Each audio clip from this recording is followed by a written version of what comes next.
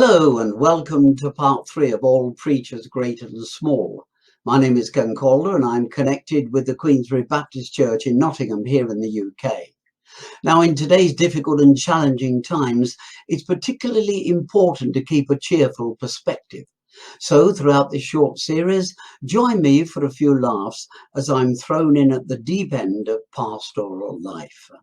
As usual, I have a mix of personal stories, both humorous and serious. So for the next few minutes, let's take a look at life through the eyes of a young and inexperienced church minister. Now, you may be wondering why I call these talks All Preachers Great and Small. Well, when I first thought about this series, two incidents immediately came to mind to inspire my title. If we think about the many preachers who've served God down the years, especially in these modern times, there are probably few, if any, greater than Billy Graham. His secret weapon may well have been an evangelistic association that could harness millions of praying believers around the world, a powerhouse of prayer. In the 1960s, Billy conducted evangelistic campaigns at Earl's Court. The UK was blown away by the panache and mass publicity generated by the Yanks. At that time, I was serving in my second church at Brentwood. We distribute leaflets far and wide.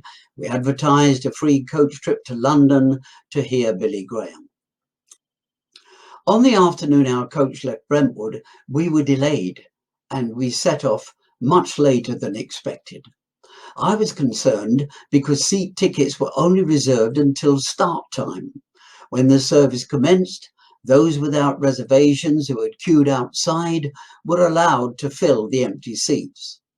So when we finally pulled into the vast parking area at Earl's Court, we were met by a big, energetic police sergeant waving his arms and shouting, "Turn around, go home, the arena's full." Oh, the disappointment. The legwork, the phone calls, the coach hire and other costs, all for nothing. Not forgetting my embarrassment in facing some 40 bewildered passengers shunted back home with their expectations dashed. Someone was certainly going to get a piece of my mind. Next morning, still smarting, blindly refusing to lay any blame at my own doorstep, I telephoned the Billy Graham office in London. The call was answered by Cliff Barrows, musical director for the Billy Graham rallies. I gave vent to my feelings and let rip. But Cliff wisely poured oil and wine into our conversation. He said, "Look at it this way. Last night, 40 needy souls occupied your seats. In God's eyes, those replacements were top priority. They desperately needed the message more than anyone else." Now that extremely wise comment bowled me over and soon had me eating humble pie.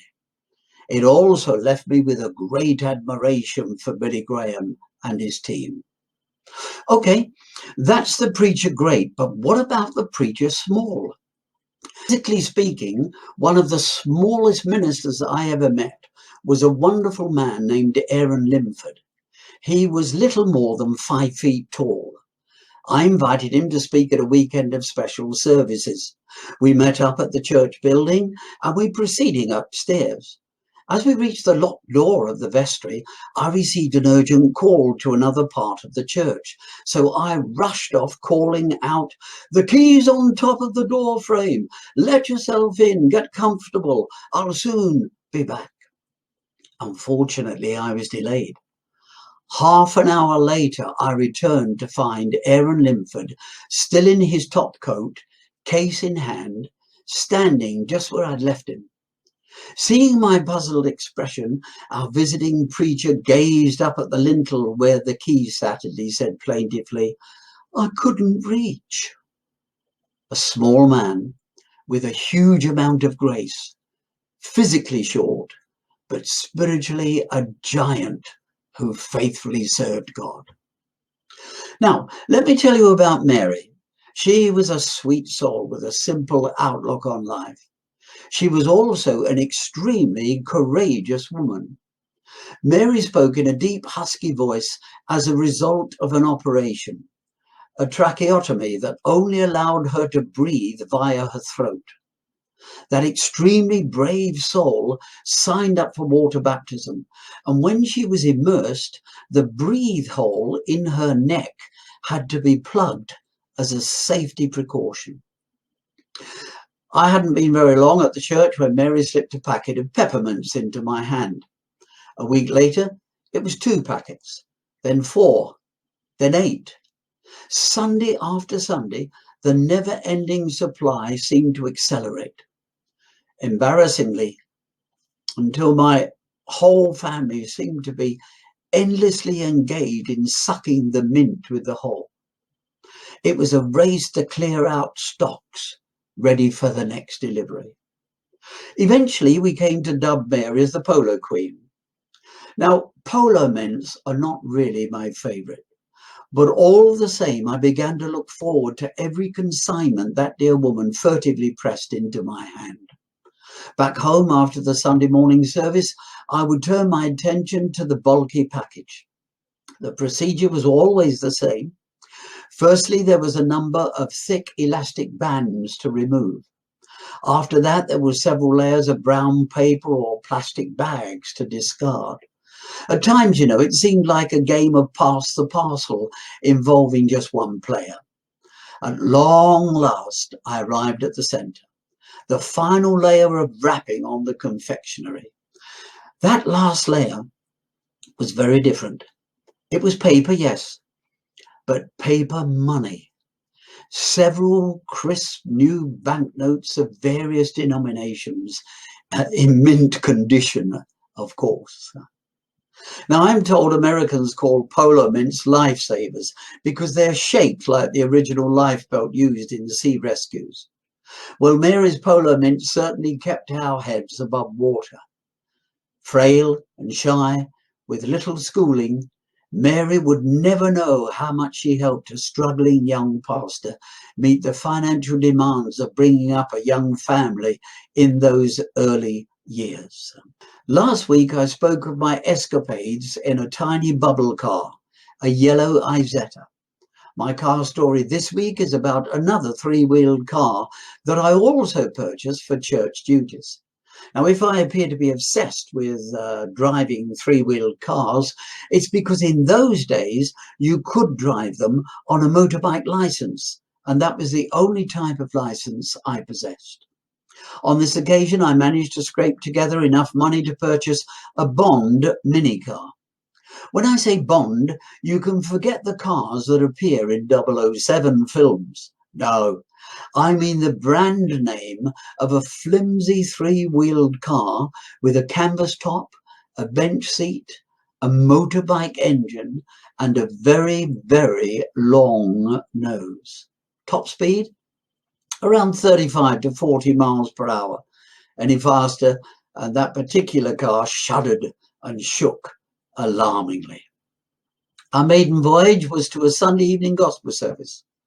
After that service, the whole church turned out to wave us off for our return journey to Harlow. It was then that the church secretary noticed the vehicle's special feature. The car boasted just one door on the passenger side. So, as we pulled away for Harlow in a cloud of blue exhaust smoke, our high-spirited congregation sang a Sunday school chorus, fashionable at the time. One door and only one, yet its sides are 2. I'm on the inside. Which side are you? Bang! A mile out of town, the front wheel burst. The steering went haywire, and we finally swerved onto the grass verge. And just then the last bus for Harlow roared past, and we were left to walk home 9 country miles in the dark. Thereafter, that Bond minicar spelt trouble. Frequent breakdowns meant the vehicle was in the repair shop more often than at the block of flats where we resided. And that particular year, summertime rolled into an exceptionally vicious winter. Week after week, the population dug itself out of deep and persistent snowfalls that stubbornly refused to melt. Lakes and ponds froze over, and like silver spears, icicles hung from the windows of our fourth-floor apartment. Our unreliable vehicle continued to be a problem, spending all its time hugging the tarmac in our communal car park. And to cap it all, the heavy snow piled up on the canvas top and split the sodden material, dropping through into the interior of the car. I was down in the dumps because all our spare cash was tied up in that vehicle. However, I prayed earnestly about the matter and left it with God. 2 weeks later, there was a ring on our doorbell. Is that your bomb mini car downstairs? An eager little man pawed at the floor impatiently as he awaited my reply. Out of the blue, a complete stranger was pressing me to sell the car, and even though I pointed out all its faults, nothing deterred him. He paid a handsome price for my sorry-looking vehicle and immediately towed it away. Now, since that car was largely concealed from public view, and I'd neither advertised nor discussed with anyone my desire to sell, I regard that transaction as a miracle from heaven. Well, that's it. Time's up. In part 4, I'll tell you about the newspaper reporter who got more than she bargained for, the comedian who couldn't laugh, and why my fish and chip supper got cold. Bye-bye.